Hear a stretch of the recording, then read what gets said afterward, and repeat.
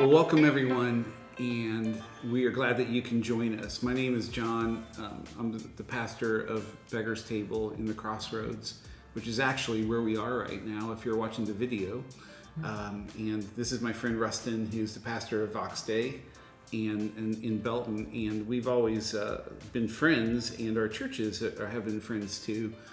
Regardless of whether people have known that or not. I don't know that everyone knows that, but a lot of people at Beggar's Table know that and know you, and I know it's the same vice versa. So, and we've told the story many times, but the truth of the matter is that Rustin and I have been collaborating on sermons for years and years. And it's been noted in our world, the ministry world before. One time I was asked to write an article in a magazine, a Christian publication, about developing sermons with somebody else, because it's such a novel thing. So this conversation is not necessarily new to Rustin and I, but the new part is that we're bringing you guys in on it in kind of a more intimate setting, in a more intimate way. And I've heard really good feedback from people that seem to be enjoying this. And of course, like always, the people that don't enjoy it, I just don't hear from. So don't worry about it. We just pretend like I assume they're not watching it anyway. So exactly. I don't know, but I do appreciate that, and that this long, many year conversation we've had has been so good. And I can't count the number of times you have saved me from saying something stupid in a sermon that seemed so good to me, and I say, "How about this?" And you're like, "You can't say that." I can't remember saying that, but I'm sure that's happened to both ways. It probably has. Yeah.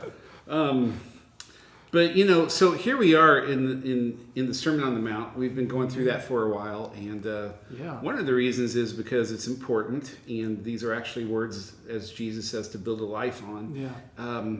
But another reason is because the Sermon on the Mount itself is a substantial piece of teaching in Matthew, especially. It's 3 chapters. Yeah. Yeah.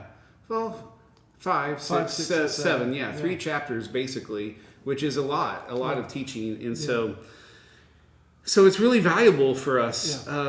It's especially valuable at this moment because of, one of the reasons we gravitated toward this, or maybe it was just kind of our default place to go when the pandemic started, because suddenly we're in chaos, our rhythms are broken, we don't know what's ahead, and so our inclination was to go to solid ground, and solid ground is Jesus, according to Jesus, and the foundation that we can build our lives on. Well, the early church knew this, and that's why they, as we said, they memorized these words of Jesus, and it's built in those 3 chapters as kind of a mnemonic device, as a way easy to memorize in the original language, easier. Yeah. So this is something for us to take seriously, and I think whenever it's been taken seriously through history, it's done some amazing things in the church, and we need some amazing things to happen in the church right now. We need the church to be the church, to be what Jesus had in mind, because right now there are a lot of cultural forces pulling us in all sorts of directions and testing our allegiances. Yeah. And boy, on top of all that, it's just been a rough week. Yeah. we could say that about every week, but rough week. A rough week of news, and it's. I think we're in troubled times, man. I know. I think that you and I, too, just to be vulnerable here, I think that we experience rough weeks and rough days as pastors in ways that maybe not everyone experiences as intimately, because in some ways, we are community organizers. I mean, that's what we're doing in the church, is you and I, whereas everybody else has, I don't know that this is healthy, but they have the luxury of saying, I'm just going to kind of choose not to be part of community, or I don't need to be part of a community group, or you and I, our whole job is really revolves around community. That's the church, and then how to make community happen. And ironically, or not ironically, community is really the focus of Jesus' teaching today, what we're going to be talking about, right? Yeah. Yeah. I think so. And I can hear sirens. I don't know. Speaking of community, the sirens are going off again. This kind of thing, I don't know if anyone else can hear the sirens, but that happens all the time on sermons on Sunday and stuff. There's always distractions and noises from out. It's part of being in the city, so we just roll with it. But I just think that community, obviously, I'm stating the obvious, that community is vital. Yeah. It's foundational to the church. Yeah. Yeah. Right? Yeah. Isn't that should be obvious? Community is foundational to the church. No, say it louder, man. Say Yeah. it, yeah. We don't have a church without It's not. community. It's not. I don't think it's obvious to, American individualists. Yeah. So let's keep saying it. There's a lot of people out there who would say teaching and knowledge and that kind of thing Yeah. are really the cornerstones of the Yeah. church. But Personal, private yeah, relationship. Yeah. it's never really the case. No. It's community is foundational. We don't have the church without community, and Jesus, of course, knows that. Mm-hmm. I've often said that the whole Sermon on the Mount, in some ways, is a big, large teaching on community.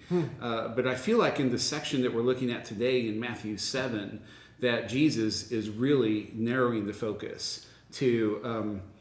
We would call it community. It could be as simple as how we get along with each other. And really what he's doing is he's talking about the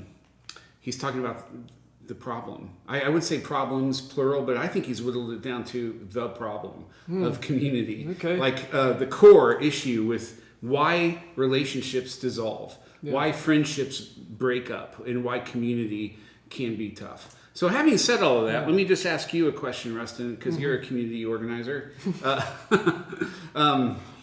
And this is a season of viruses. We're talking about viruses. So Plural. Yeah. Viruses. What would be the virus that tends to hurt community the most in your experience? Okay, this is just your experience. Oh. You're sharing your story. So here you are. You're neck deep in community. You care richly about it.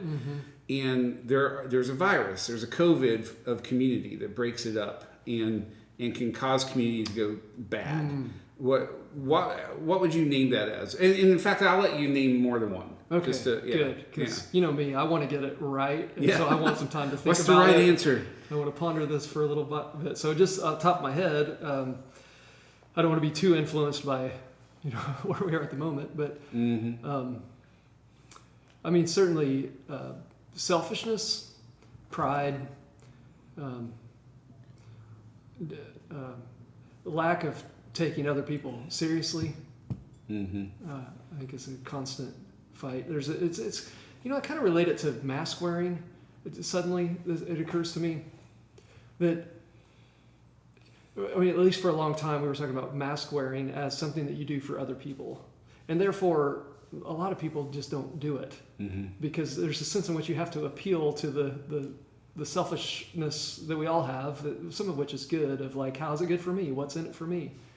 There's a guy in our church years ago who always asked that, but we have to answer what's in it for me. And I'm like, yeah, but then you're just reinforcing this kind of consumeristic approach, which is what I always want to subvert. And now we're finding, of course, that masks, there's some evidence that they actually prevent you from getting sicker than you might, even though they don't totally prevent an infection, apparently. Currently, that's the thought.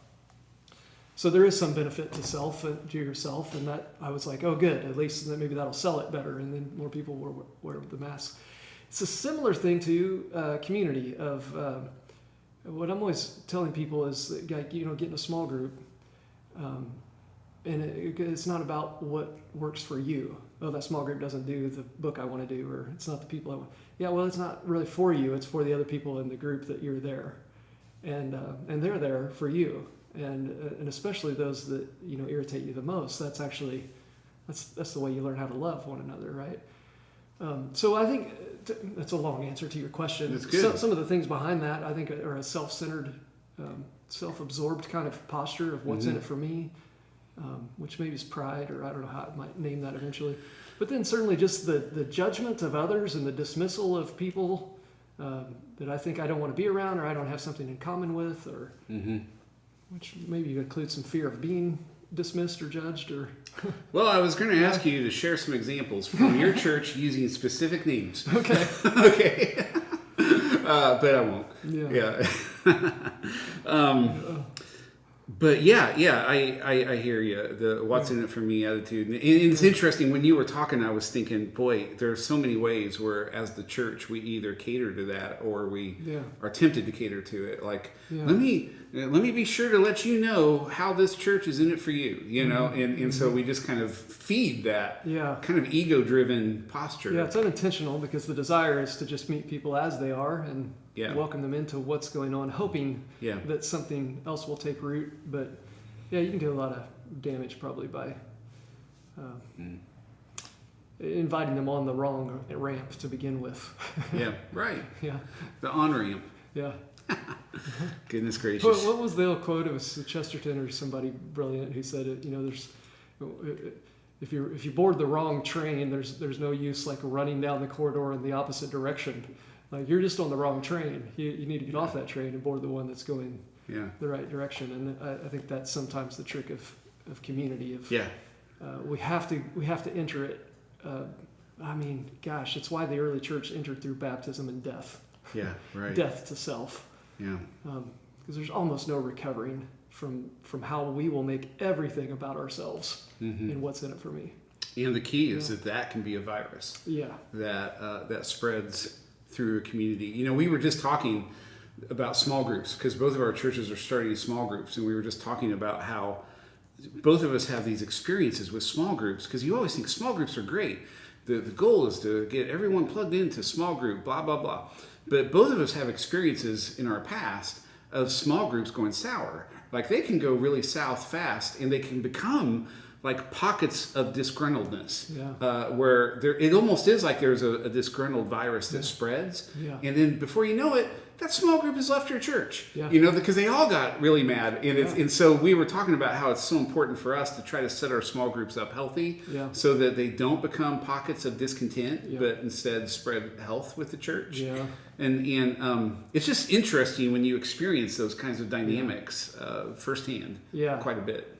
Well, it's we had a mentor who used to tell us the old quote about how you solve problems but manage conditions. And I always wonder, is this a problem to be solved or a condition to be managed? And sometimes I think it's a condition because I find it even in myself, just the drift toward I just want to be around people that are easy to be around.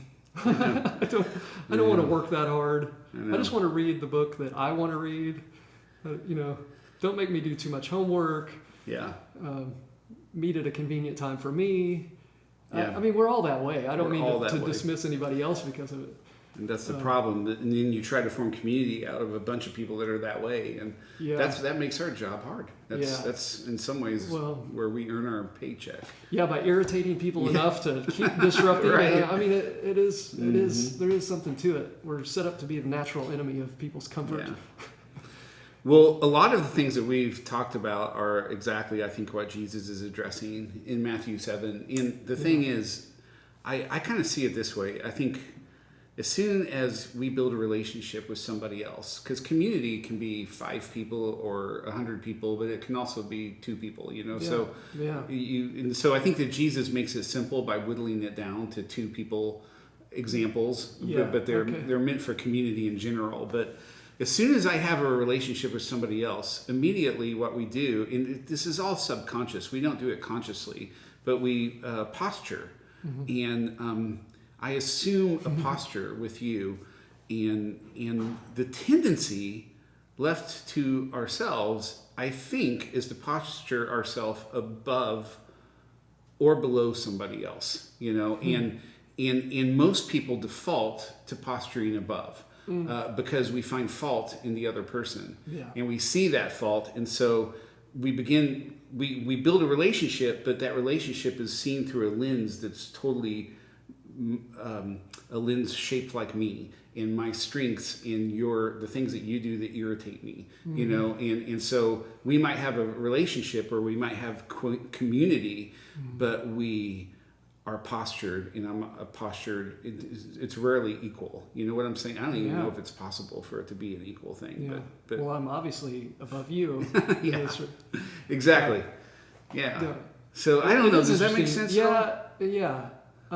There's a sense in which we are constantly sizing up one another, so that we have an advantage wherever we need it. Yeah.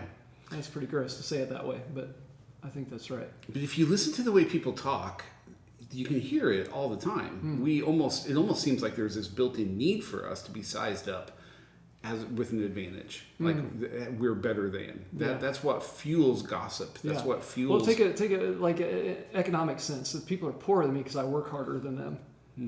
People are richer than me because they have it easier than I have. Yeah, But right. either way, I'm putting myself above. Yeah, you're in the advantage. Yeah. Either way. Yeah. So I think that we tend to do this with each other a lot. Yeah. And maybe especially with people that are in positions of authority, but I don't even know if we need to go there. But yeah, it's just, this is something that I think Jesus is addressing. And so he does it in a very clever way, and he uses language that has become part of our collective conscious, which is really cool. I mean, you mentioned that these passages, that the Sermon on the Mount was memorized in the early church. Yeah. And we hear that and we think, oh my goodness, I could never do that. And then you realize that we kind of have, a lot of us have memorized this. We don't realize we've memorized it, but in little snippets, every snippet we have It's very familiar. which is a good thing and a dangerous thing, because familiar needs to become unfamiliar again so that it can become new to us. Yeah, well said. But Rustin, would you read this, Sure. at least the first part of this passage? And Yeah, then we we're can in talk about Matthew that? 7, the beginning of Yeah. the third chapter of this. So Matthew 5, 6, and 7. And Yeah. we're into chapter 7 finally. Yeah. And we'll go from verse 1 to verse 5. It goes like this. Do not judge, or you too will be judged. For in the same way you judge others, you will be judged. And with the measure you use, it will be measured to you.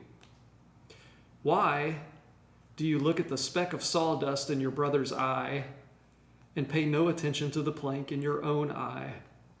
How can you say to your brother, let me take the speck out of your eye, when all the time there is a plank in your own eye? You hypocrite! First take the plank out of your own eye, and then you will see clearly to remove the speck from your brother's eye. Yeah. I mean, that in and of itself kind of preaches. So, I mean, Yeah.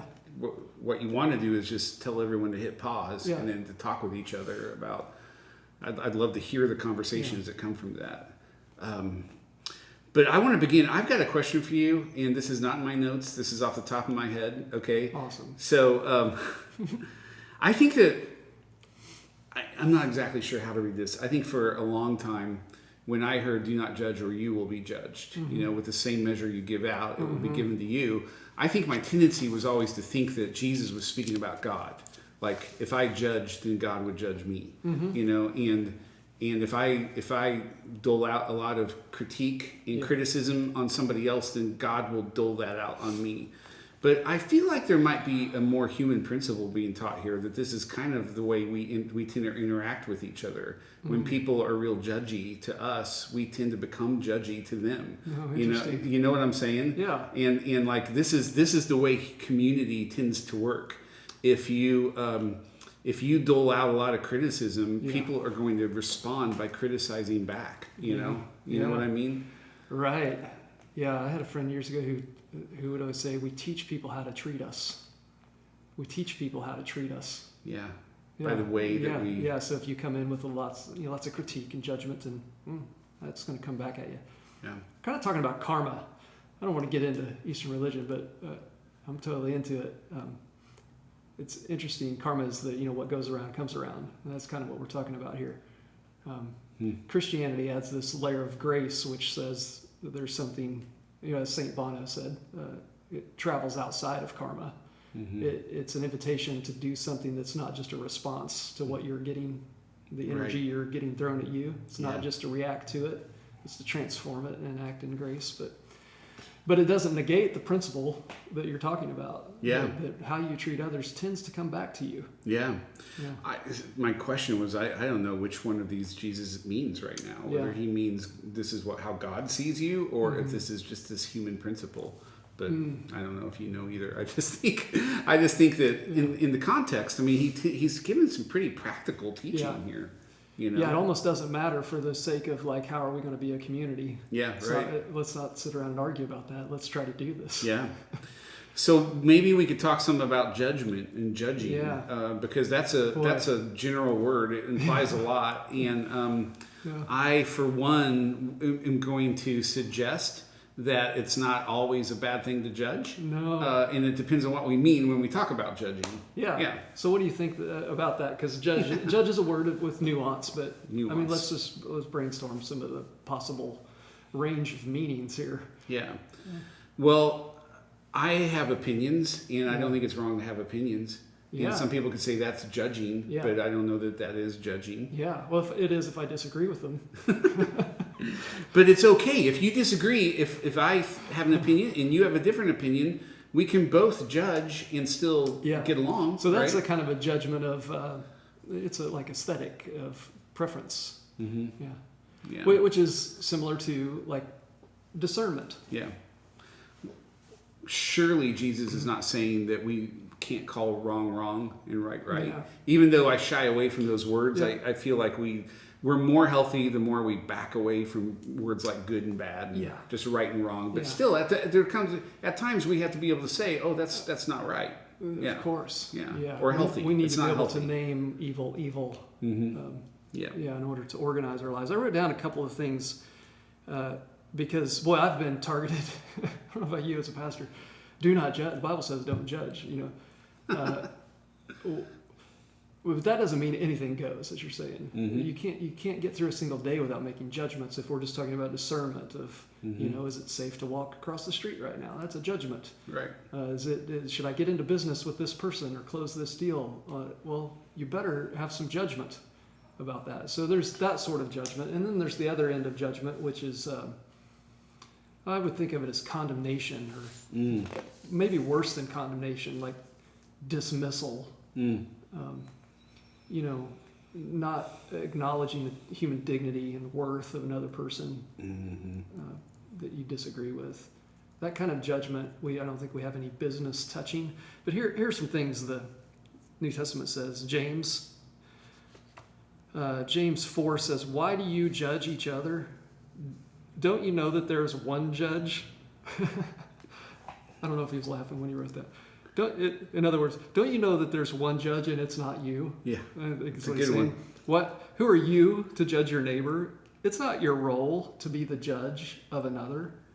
Now he's not talking about discerning who's, you'd let babysit your kids. Mm-hmm.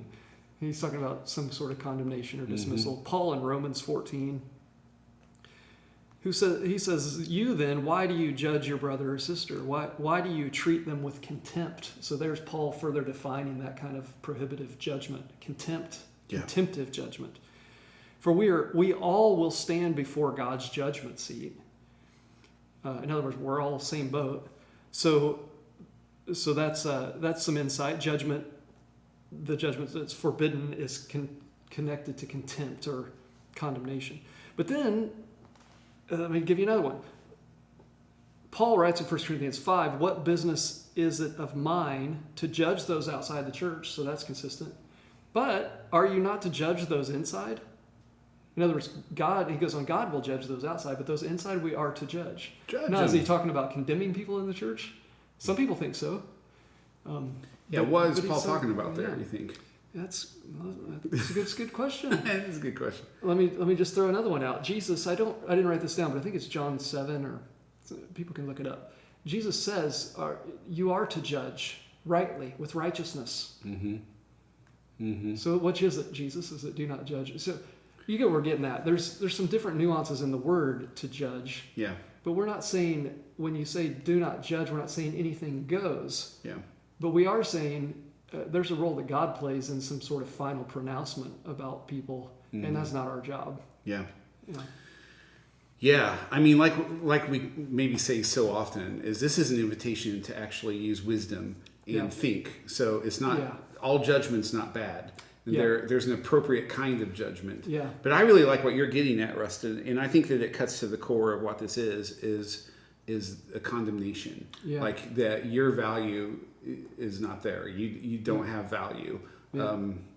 And I feel like maybe Jesus is mentioning this because that is more prevalent than we might acknowledge, that we tend to do that to people.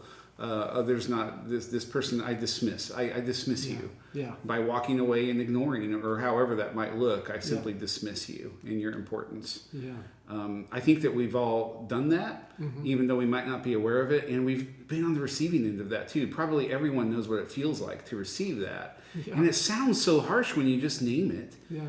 I don't think that people's intentions are to do that necessarily. Although I have known one person who always walked around talking about his plane and the different people that were on his plane. And I was like, what do you mean by plane? And he said, well, that's the plane that crashes. In other words, all these people, the world would be better off if they were all dead.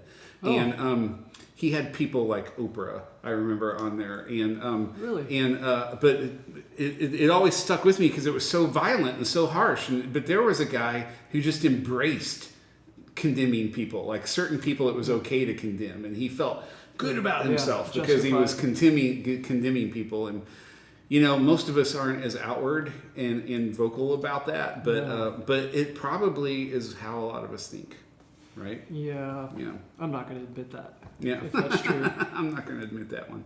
Yeah. Yeah. Probably the difference between that guy and the rest of us is just a sense of self-awareness and social appropriateness. Yeah. Yeah. Right. And this was years ago, so he was very young. That kind of attitude tends to come with youth, too. It's the madness of youth. Oh, yeah. Mm-hmm. Yeah. So he goes from this idea that we don't do that, that we don't dismiss people and in each other's value, into this metaphor of a plank in dust. Yeah. But at the same time, this idea of judging those in the church in terms of, if judgment looked like removing a speck, that would be a different kind of judgment also, right? The kind of judgment he's talking about is removing you have a speck in your eye, let me remove it. Mm-hmm. That's interesting because in the ancient world, if you had a speck in your eye, like if you have a speck in your eye now, what would you do? Look in the mirror. Yeah, you go fix it up. In the ancient world, only the very wealthiest people had mirrors. Right, so if you had a speck in your eye, if this was 2,000 years ago, you'd be coming to me, hopefully to your wife, not to me. But you'd say, "Can you help me get the speck out?" Now, would you want me getting the speck out of your eye if I had a huge plank in my eye, something obstructing my vision? Yeah, right. You want me to work on your eye for you, John? You would have no ability to help me. No, I would do some serious damage potentially. Yeah, but that's not to say that there's never a time that I can remove the speck from your eye. It would be nice if I didn't have specks in my own eyes and I had my glasses on and I was, maybe a magnifying glass and I was ready to do that work. That would be me taking care of my business and being prepared. It would be even better if you invited me to do it. Mm-hmm. Right. And I didn't assert myself and say, you got a speck in your eye, let me come fix that. Yeah. How often is that going to work? I don't want most people touching my eyes. I don't care who they are. Yeah. It would take an amazing amount of self-awareness. Yeah. Yeah. I think about how seldom that has ever happened, where somebody has said, "Oh, I've got something that I need to work on about me, and will you help me do this?" Yeah. You would think in our profession we would be approached more with that kind of thing, but even in our profession, it just doesn't happen. Almost never. Yeah. Once in a while. Yeah. Once in a while, and it's amazing Yeah. when it does happen, and it's humbling, and it immediately causes me to Yeah. examine my own planks and specks. It does. Yeah. I know from experience that whenever somebody from your church or my church will call us and want to get together to talk about their marriage or talk about a problem that they're having in their life or something like that, when we tell each other, we're usually really excited. And I've heard you say before, this is so awesome because I get to do a pastoral thing. Yeah. Like usually the calls we get are not about the pastoral stuff. They're about administrative stuff and calendars and when is this going to happen and who's cleaning this and how's this. A running toilet. A running toilet, yeah. But whenever you get that rare call where somebody says, I actually do have something going on in my life and I could use your wisdom and your advice, it's like, wow, I get to be a pastor. I can't wait. Yeah. Like when everybody calls you up and says, John, I'm really struggling with who to vote for. Can you give me some advice? Like that happens so often. Yeah. That's a little scary. I don't want anyone to call me asking that question. Yeah. It is true though, because when most of us have pain in our eye for some reason, it seems like that pain is coming from the other person. And so instead of saying, can I get help with the speck in my eye? It's usually like, why are you causing this pain in my eye? Yeah, exactly. There's a lot of projection in our culture. I do the same, we all do the same thing. I do it all the time. I have something that's painful, and so immediately I'm looking for reasons why it's happening, and the mirror is not handy. Yeah. I'm looking, you're sitting here, maybe it's your fault. Why do you think our tendency is to judge other people so harshly and not judge ourselves as harshly? I have an answer. Yeah. Well, Yeah. yeah, I would guess. I'd love to hear what you, Well, if you've thought about it, what yeah. would you say? one of the reasons, and you have to think about this for a little bit, but I think it ties in with this. One of the reasons it's easy for me to dismiss you, and even though I'm aware of all of my faults, not dismiss myself, is because I know myself so well. In other words, when I say that, I'm specifically talking about my intentions. I know my intentions. Yeah. I know that I'm a good guy underneath it all, Yeah. you know, or at least I have some kind of confidence of that. Yeah. And so even though I'm screwing up over here, I know that my intentions are good, and so I give myself all kinds of grace. But I feel like we don't know each other as well. And so we don't take, let me just add to this, not just intentions, I also know my story. I know my backstory. I know where I've come from. I know the struggles I've had with my family. I know, what I had to go through growing up. I mean, I factor in all of those things. But with you, I don't do that. I don't know your intentions. Yeah. Very rarely when I'm dealing with the other person do I know what they've had to go through and what has contributed to their stuff. And all we see is what is whatever is affecting us. Yeah. And it's easy to place judgment there because we don't know all of the intentions Yeah. in baggage that Yeah. that person's carrying. That's right. Yeah, we tend, what's the saying? We tend to judge others by their actions, but ourselves by our intentions. Yeah. That's right. Yeah. And in these days, man, we don't even know what that person's gone through today to get to this conversation. Well, we both have kids in school. That's been a major problem. We both have families of mixed opinions on politics. That's a major stress. There's also this little thing called a pandemic going on. There's so many stressors right now that we need more than ever a sense of let's all just slow down a little bit and assume something good in the other and be patient and work for one another. Yeah. It's how we speak and act to one another. Yeah. Takes a little bit of not reacting. It takes a little bit of take a step back, Yeah. ask a question, try to get some perspective. But the part of this Yeah.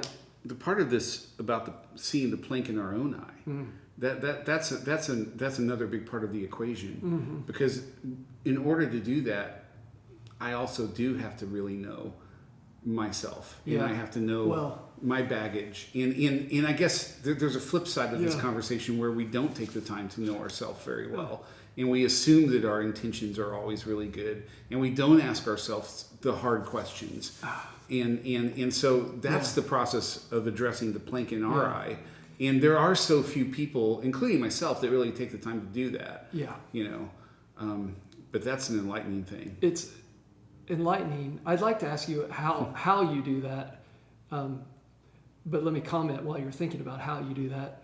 I don't know if it's humor or terror in this teaching of Jesus, but just the concept that I could go to remove a speck in your eye, which is just a metaphor for a small matter, while having a plank, a large matter, in my own vision, my own way of seeing, that can exist is a terrible thought.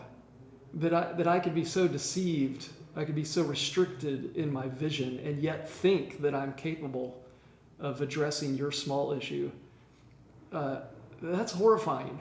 Yeah. It's horrifying that can exist, but that's who we are as humans. We can be so self-deceived in how we see and what we see, which just leads to more nitpicky judgment of one another. Right. Right. Yeah. So does anything come to mind? What do you do to clear the lens? We've talked about this lens of generosity that we see through, and does anything come to mind? Yeah. I mean, the first thing I think of is that's where community comes into play. I mean, that's where I am at a point where like to invite other people who I trust into that conversation to expose for me where I might be falling short and what I need to work on. Yeah. I mean, I think that's one of the byproducts of marriage, is we tend to do that for one another, whether we want it or not. And a lot of people, that's where they struggle in marriage, is because they weren't expecting that. But that's what we do, is we help each other see our planks. But good friends. And I went through a situation at our church recently where the same day that it happened, I called you. And I just ran through with you step by step everything that happened, so that I could hear, you tell me like where I was right and where I was wrong, and where, and that's really helpful. It's really good. It is helpful, and you're way better at it than me, because one of the methods you use with me over the years that I've noticed and appreciated, and I try to do better on my own. I'll recount to you a conversation. Hey, there's how this conversation went, and and you know what you do to me. I'm expecting you as my friend to go, yeah, well, you're so right. But almost without fail, you will go, now wait a minute. Did you actually say those words? Yeah. Like, no, not your impression of what just happened, but what did you actually say? Yeah. And what did that person actually say? And that just, after I got used to that with you, I would slow down and go, okay. I know. Because I'm probably, I can be overreactive. Yeah. I'm an emotional person, unapologetically so. But it helps me slow down and be accurate, and then get wisdom. And sometimes that means, I need to hear that from you. But you know what? In my life, you're one who has permission to do that. And I don't want everybody coming up and doing that to me. That would annoy me to death. I think that I consciously do that with people. I try to not assume other things about the other person. So what we have to do is ask all the right questions about that person to try to get their intentions and stuff. Yeah. It's so funny you say that, because I do that with my wife too, and she will get mad at me like, I just want you to take my side. Right. And I'm notorious for not taking someone's side. That's a good question maybe to start out with. Like, what's my role in listening here? Am I just to support you, or are you actually problem solving, and can I be a conversation partner? Yeah. But that would be a great skill to develop in friendship and marriage. Yeah. And we need to be able to do that with ourselves too. Yeah. And I feel like when I go to prayer about conflict that I'm having with people, that's where God takes me. And it immediately is to this place of, well, who are they? What's really going on? Yeah. Who are you? And it's all about, Yeah, seeing seeing relationships in general, whether in marriage and friendship, in small groups, in the church, that ability to learn how to sit in prayer and have a perspective outside of my own reactivity. Yeah. And let Jesus be the one who comes and looks at it with me and says, okay, what's really going on here? Can you understand this person's position? Can you understand? Yeah. Can you see what's played into your own reaction? And then out of that moment, then there may be an occasion to remove some specs. Yeah. To go to work, to help one another when it's welcome. Yeah, definitely. And that's, I don't know if we're going to cover it or not today, but that's bleeds into the next thing Jesus says. It's because what we have to do is we have to discern when is it okay to, I think I see something, Rustin. Yeah. Like I can see your specs. Yeah. And I'm acknowledging I have a plank, but when is it okay to step in and help someone with their specs, and when is it not okay? We might get into that next week, but I just want to say the word that is hovering over everything that we've been talking about is humility. I feel like humility is the condition that God wants in us. Yeah. And a good way to think about humility is when you know that there's a plank in your eye, or at least there's something in your eye, and you act accordingly. Which means, it doesn't mean that you just shut down. It just means that anytime I approach anyone or anything or any community, I approach it in confidence, but I approach it knowing that I have something in my eye too. Yeah. So that immediately readjusts the posturing. That's so good. Yeah. I think of instances where what I've learned to do is to lay my agenda on the table first when I'm in a difficult conversation, to say, just so you know, this is how I am. These are things that are important to me, and that shades everything that I see. But I want you to know about those, because I don't want those to control our conversation That's a healthy thing, and it's a way to ask for help Yeah. from the other. Yeah. When you're doing hard work together. Yeah. That's really good. Yeah. It's really good. And there's also that element where other people will lay your stuff on the table for you. And that always makes me real uncomfortable. Right. Like, oh man, you saw that and I don't want you to see that. Like there are parts of me that I'm trying to keep hidden. It's like, oh man, don't bring that up. Yeah. And so, but Yeah. that's even richer, humble. That's maybe a great cliffhanger for next week, because Yeah. I'm really interested in how to be wiser about all this. This stuff is core to what it is to live in community, and we care so much about our churches and our communities and cultivating healthy relationships, both in families and in the church. I mean, we've given our lives to this work, and so I'm always desperate for the wisdom that we can get from Jesus, and I think some is coming in the very next passage. Yeah. I do think maybe a good place to leave it is just a real encouragement, again, to one another and to everybody who's listening or watching, that we need people in our lives who are given explicit permission to help us with the specks in our eyes. Yeah. People who are doing their own plank work. Yeah. Right? Because you don't want to do this with just Right. anybody. This has to be in relationships of trust. I know that you're doing your plank Yeah. work, so I know it's safe for you to do some work on my eyes. We need that in order to grow. You cannot grow without it. We're all deceived in the way that we see constantly, and we need one another to see more accurately. Yeah, definitely.